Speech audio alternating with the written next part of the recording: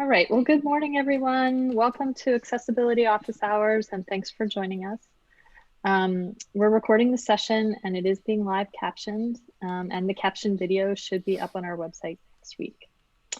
We are the Accessibility and User Experience team from Disability and Access Services in the Division of Student Life. We have our whole team here this morning, which is great. We have Kathy Cahill, the Associate Dean for Accessibility and User Experience. Rich Calogero, our accessibility consultant, who you're going to hear more from this morning. Jen D, assistive technology and accessible course materials consultant. Chris LaRoche, user experience. Kate Quinn, assistive technology and accessible course materials consultant. She'll also be presenting this morning. And I'm Catherine Wall, accessibility and user experience consultant. This is our monthly discussion demonstration around a topic in digital accessibility. We're not hosting a session in December, but we'll be back in January with a new set of topics for 2021. We're going to post a poll a little bit later in the session about future topics, so think about what you might be interested in hearing from us. Today's session is on two specific types of text-to-speech assistive technology: the Nvda screen reader and Kurzweil 3000. While they both convert text to speech, they have very different uses. Nvda, or non-visual desktop access, is a free open source screen reader for Windows used primarily by blind and low vision users. It can be used with operating systems, software applications, and web pages to read information and allow the user to interact with the software. Kurzweil 3000 is text-to-speech software used primarily by users with learning disabilities or reading-related disabilities, and is used primarily with electronic documents. You wouldn't use Kurzweil to operate your Word, to use Word or browse a website. Kurzweil 3000 is available to the MIT community through the IS&T software grid. In just a minute, I'll put up links to Nvda and Kurzweil 3000 in the chat.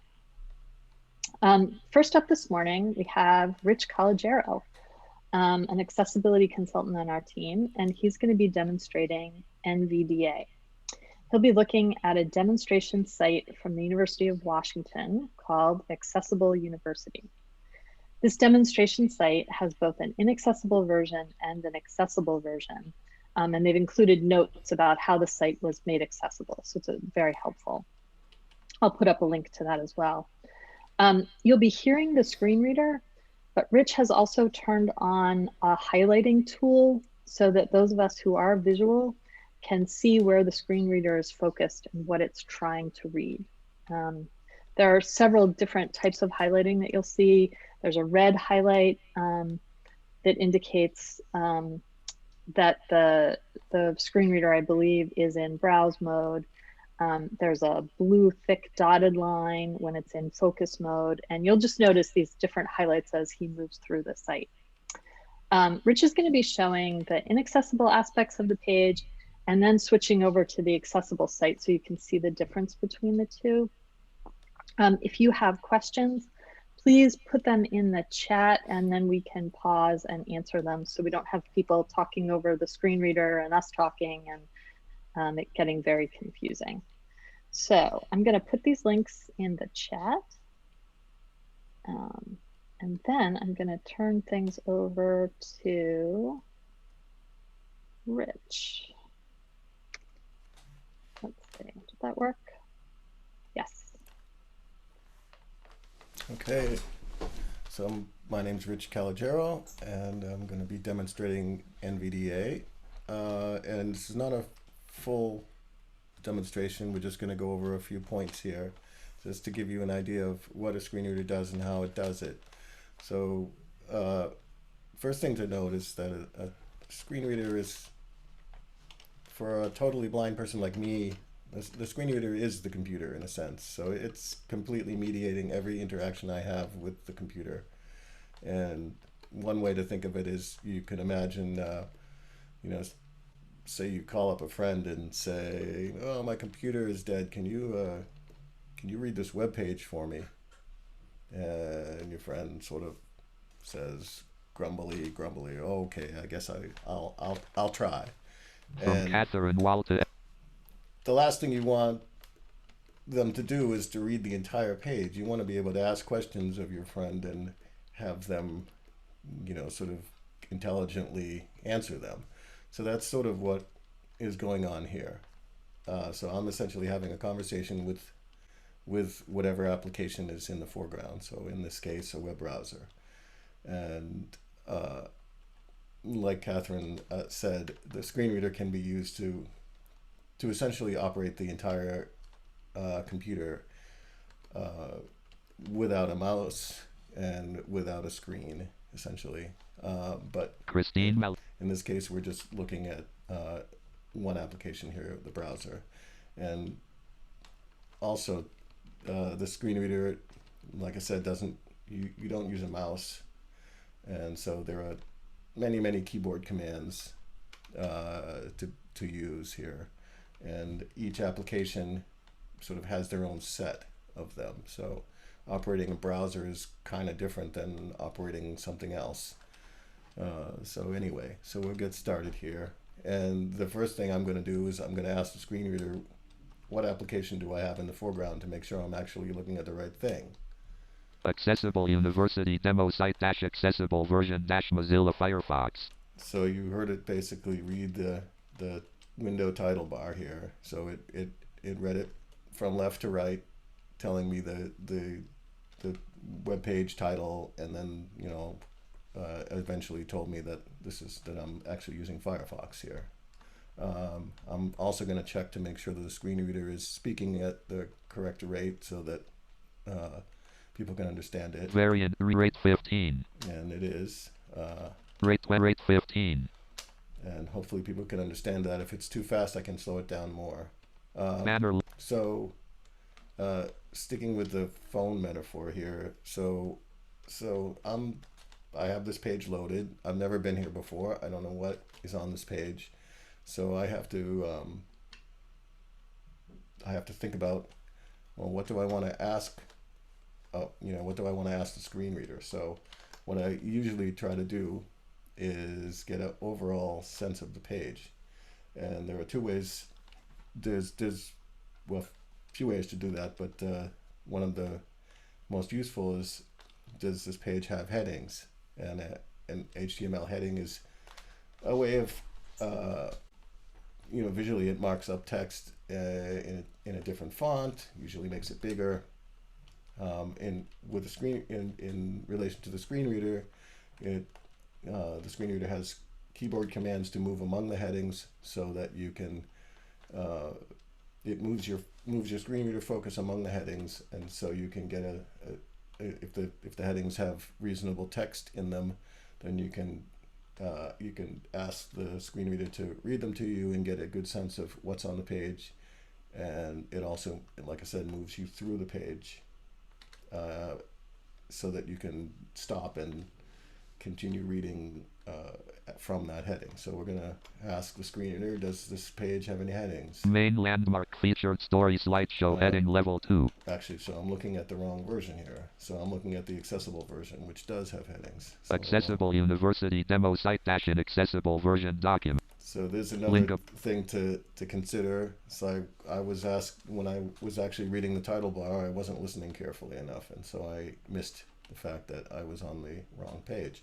So here I'm going to ask this page, is there headings on it? No next heading. No next heading. Okay, so what that means is that if I wanted to know what was on this page, I would essentially have to start at the top and work my way down, which is a pain in the butt and very inefficient. So I'm going to switch to the other accessible page, banner link, and we're going to ask the screen reader to read the headings. Main landmark featured story slideshow heading level 2.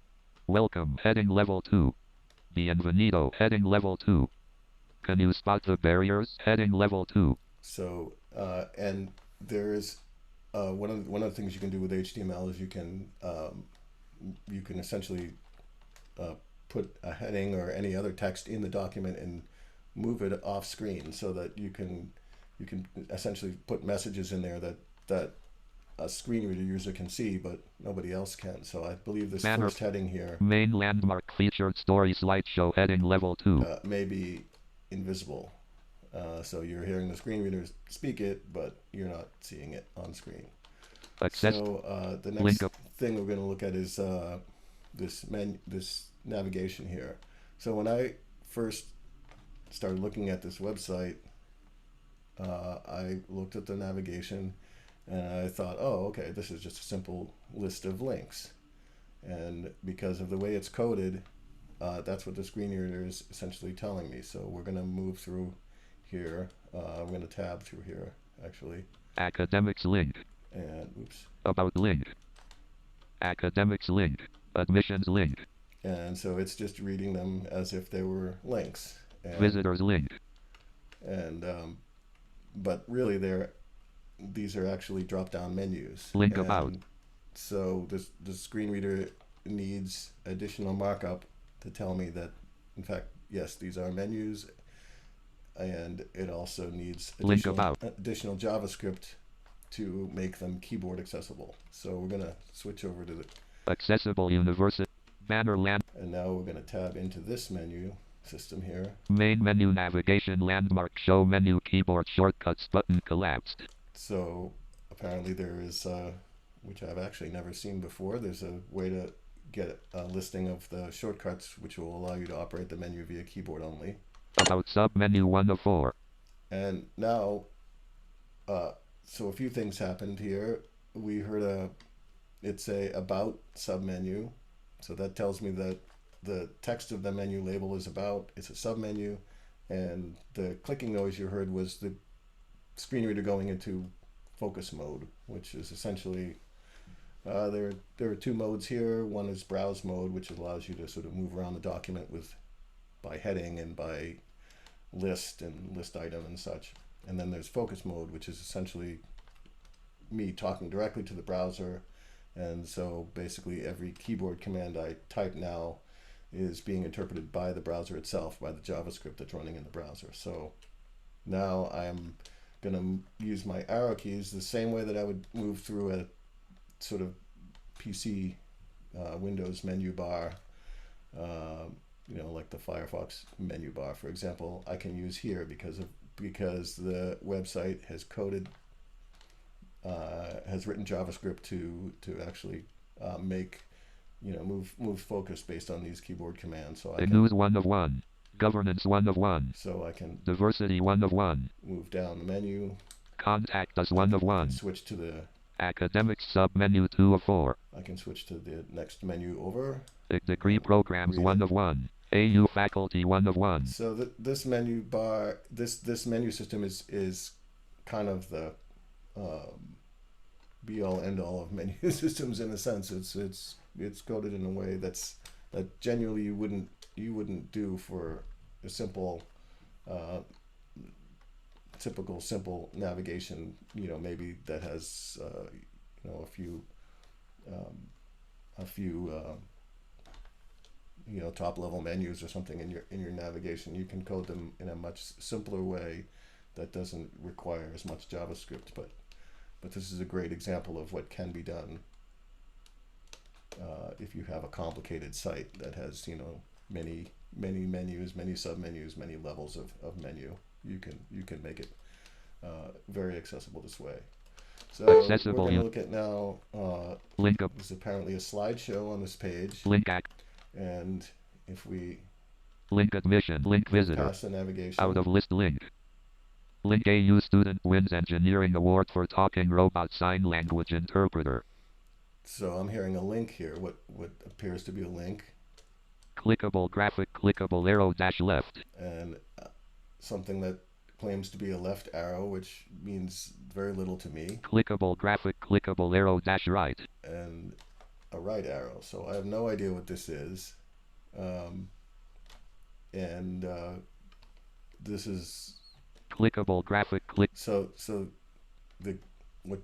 when it says graphic, it means that's an image, and so the link clickable graphic clickable arrow dash left. And clickable is actually sort of an indication that you can actually, that this thing has a click handler, so you can actually use keyboard commands to click this thing, but it really doesn't give you much information about what the thing is or why you might want to click it. So we're gonna AU faculty go academic to the other site, try to get out of this menu. degree programs degree program Now academic the JavaScript is grabbing all my keystrokes here, so it's a little admission submenu 3 of 4. bit. So I see. Visitor submenu main landmark There we go. students engineering award link.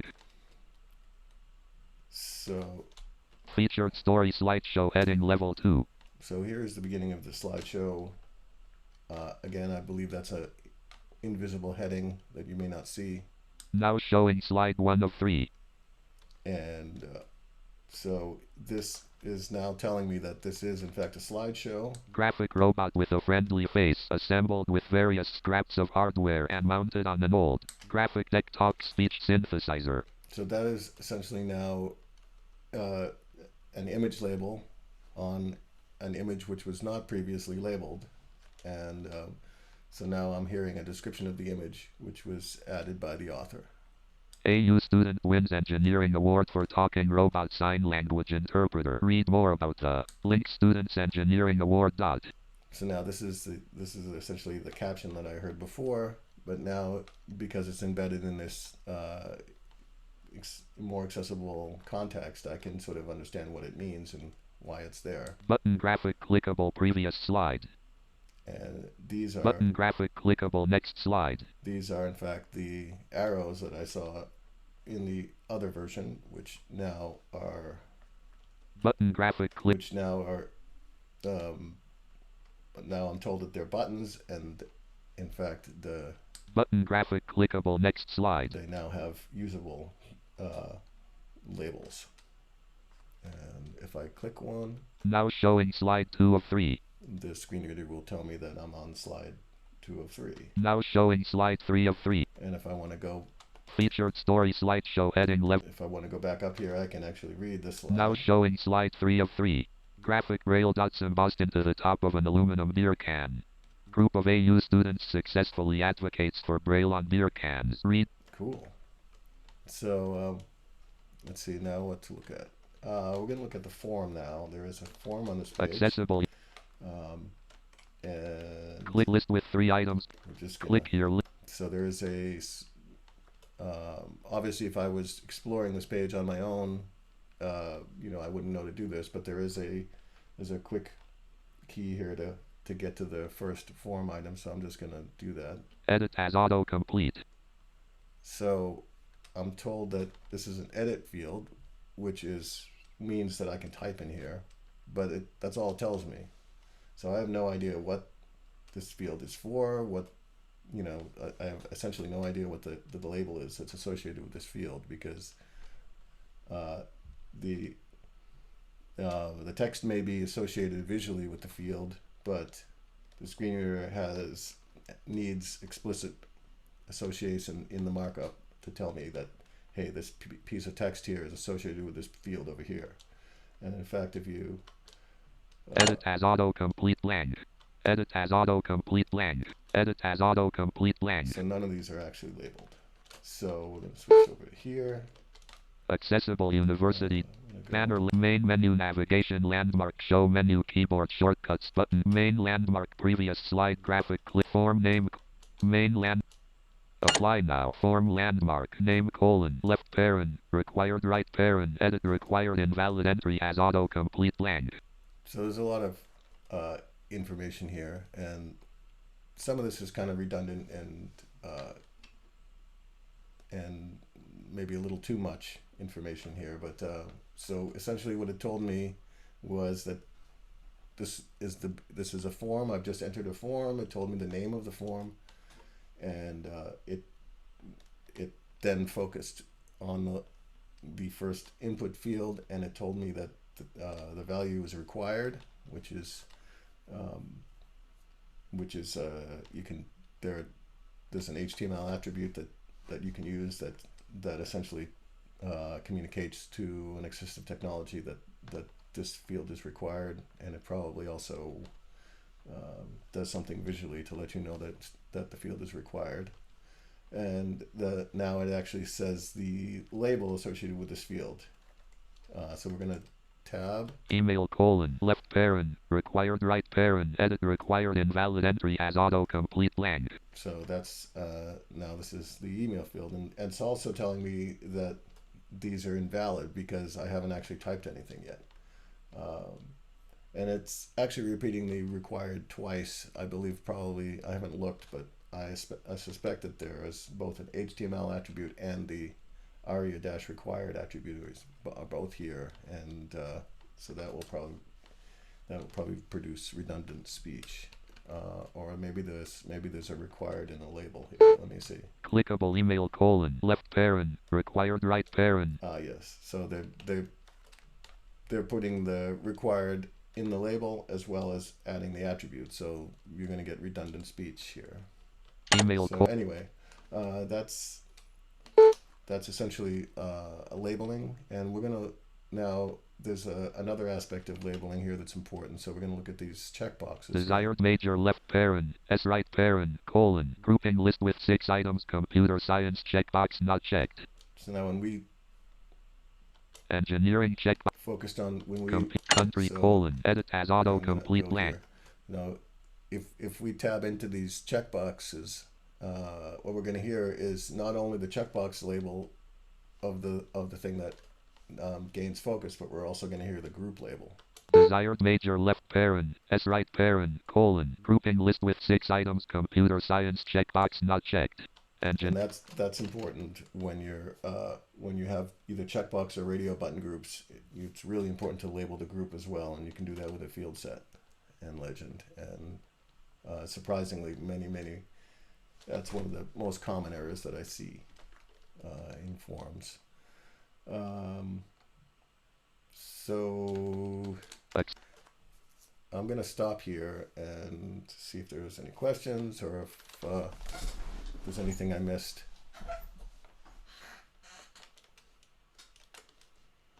Any questions? No. Okay. Do you want to show the CAPTCHA, Rich? CAPTCHA, okay. So we're going to...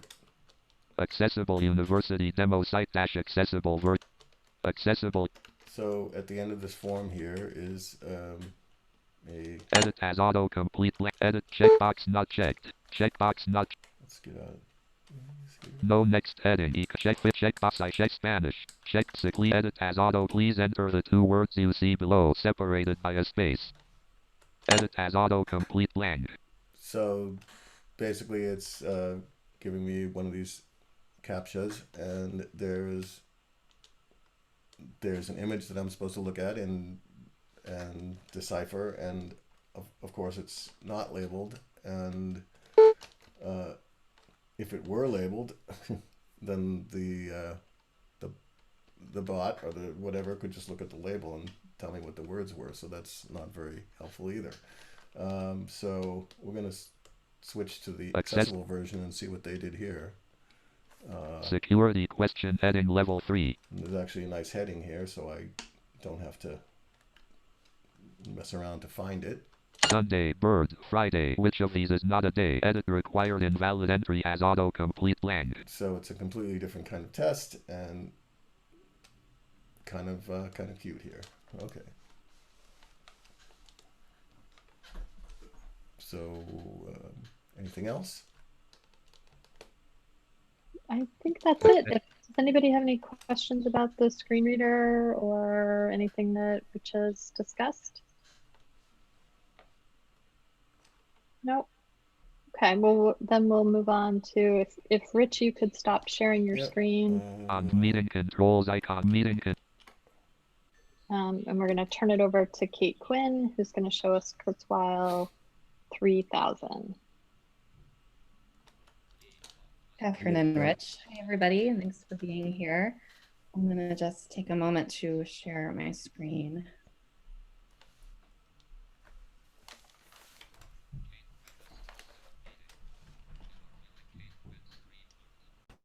Okay, so as Catherine mentioned, I'm going to show a demo of Kurzweil 3000, which is a different type of text-to-speech program.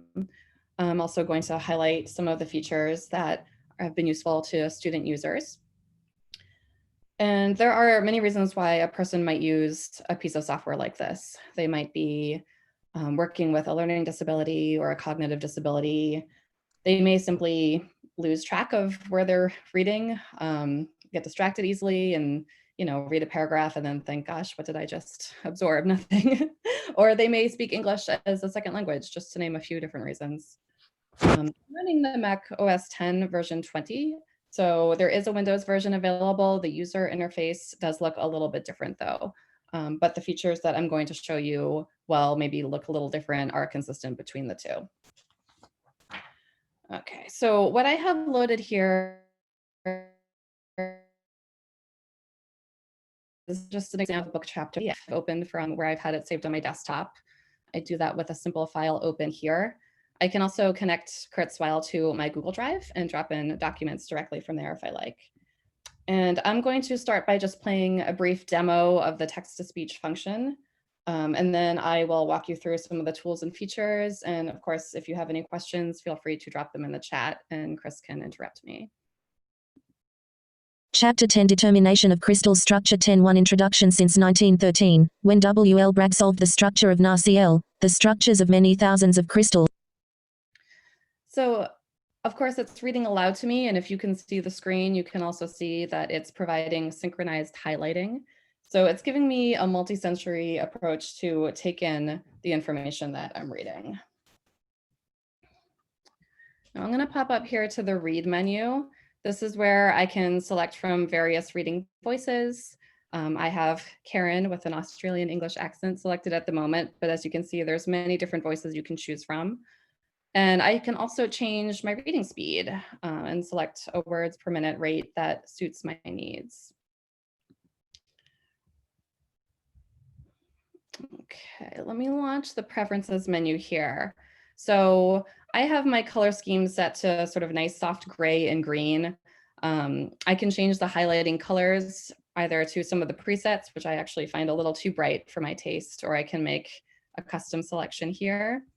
And I can also change the language of the spoken feedback. So this won't change the printed words on the from the document, but it will change the language of the audio that I'm receiving. So that's a nice feature if English isn't your first language and you prefer to hear the document read in your primary language. Kurzweil also provides some annotation tools, which is really helpful. So I can choose from some of these highlighters to mark up the text. I can add notes in the margin here.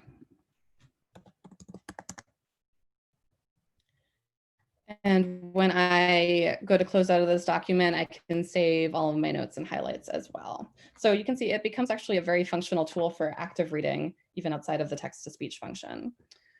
Kurzweil can also take this whole document and export it to an audio file for me. So if I'm an auditory learner and I prefer to not bother with any of these bells and whistles, I can go into the file menu and create an MP3 here. I can set my voice and my words per minute and export the text to MP3.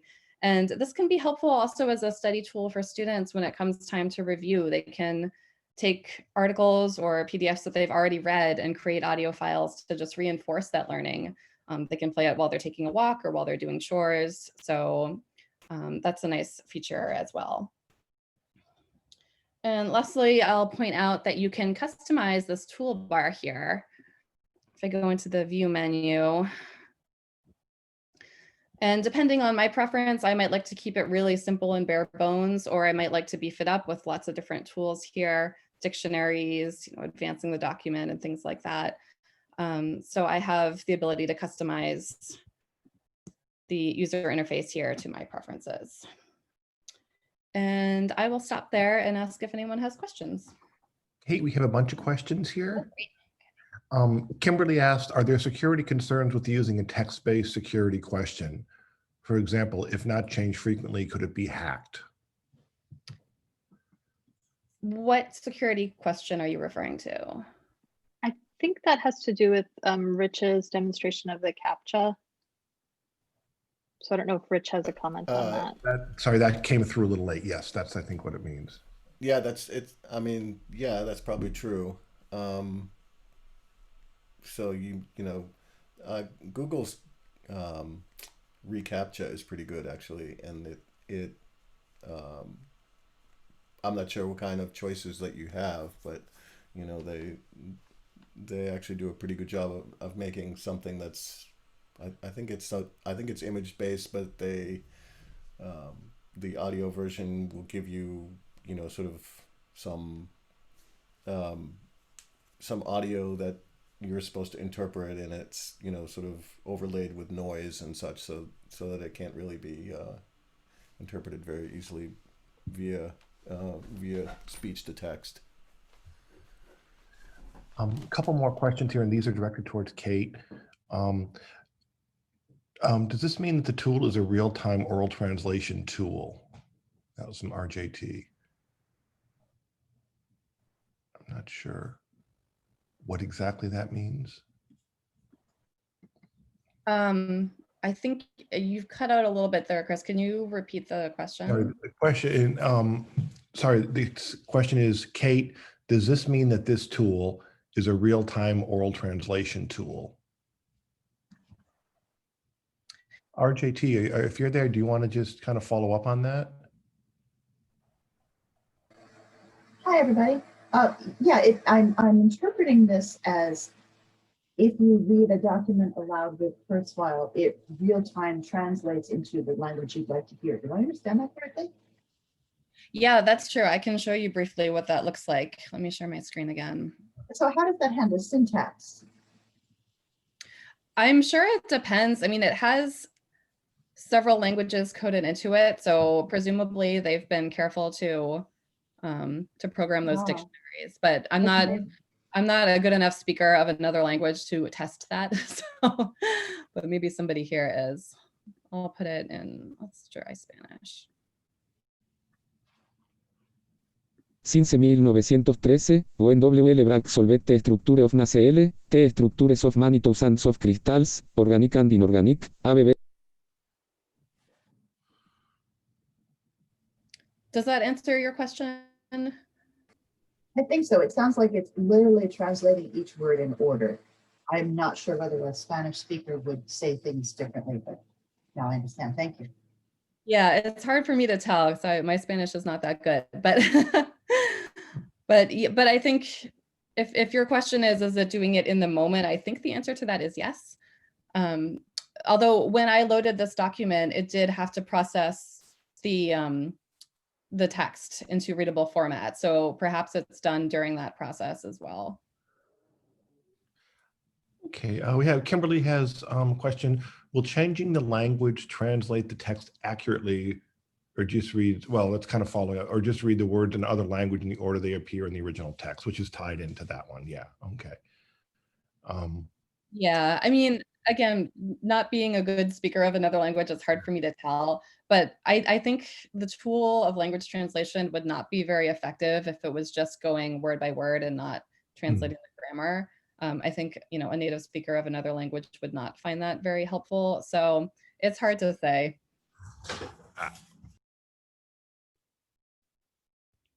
Also, Catherine asked, can you change what Kurzweil highlights, just words instead of phrases?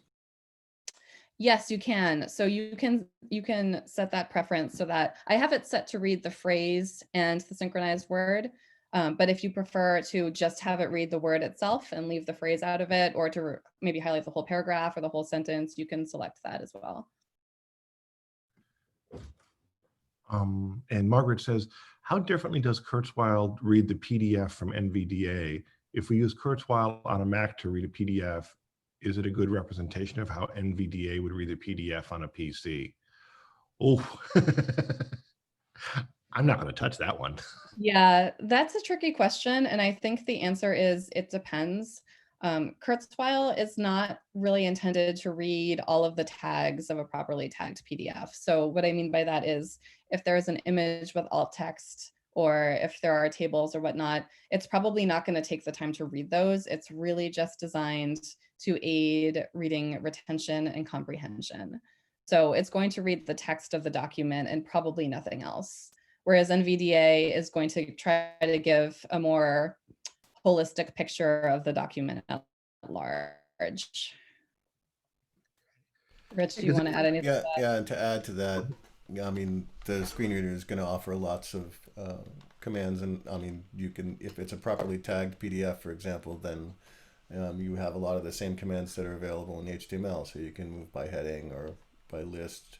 You can read a table. It will tell you the headers of each column as you move around the table, all this kind of stuff. So you know, it does all that kind of annotation for you if the tags are properly created. Does anyone else have any other questions?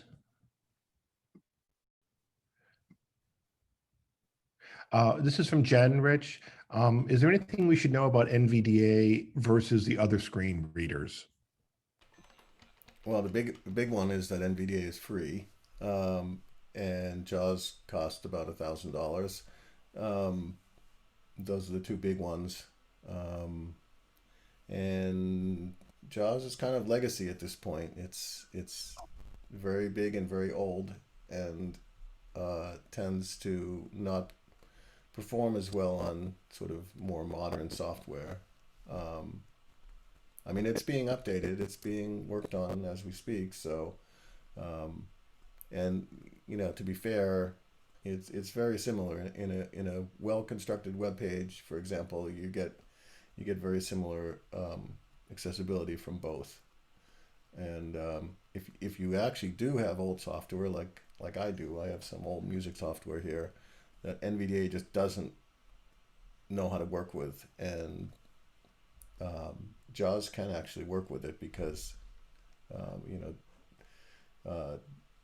it's an older piece of software, and you know, you can write in both situations, in both screen readers, you can write scripts for them, which can sort of make an application which may not be very accessible, sort of be more accessible, and so you can make something that is old and creaky speak pretty well if you want to spend the time to do it. And JAWS tends to be pretty good at that, whereas NVDA, for older applications, it may not do so well, even if you spend the time to try to make it accessible. And JAWS is Windows specific, right? They're both Windows specific. And Kathy asked, how does NVDA compare to VoiceOver on Mac? I mean, again, they're similar in the sense that they do the same thing, but they use very different keyboard commands, and there are some sort of you know, there are some differences in sort of the way things are dealt with. I don't know how to really explain it better than that, but you know, just think of it as, you know, the Mac UI is sort of similar to the Windows UI, but there are things about the Mac UI visually that are very, very Apple specific, you know, whereas in Windows, you know, you get metaphors and things that are specifically Windows, and so it's sort of the same thing with the screen readers, but they do basically the same thing. Okay. Does anyone else have any questions?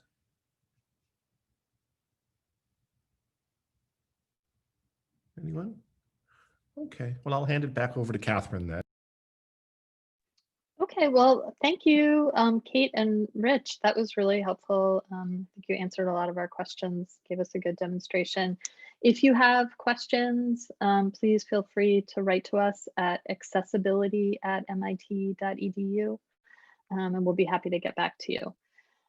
So I think that's it for November. We'll see you in 2021, and we are all hoping 2021 is way better than 2020. Catherine, pull up?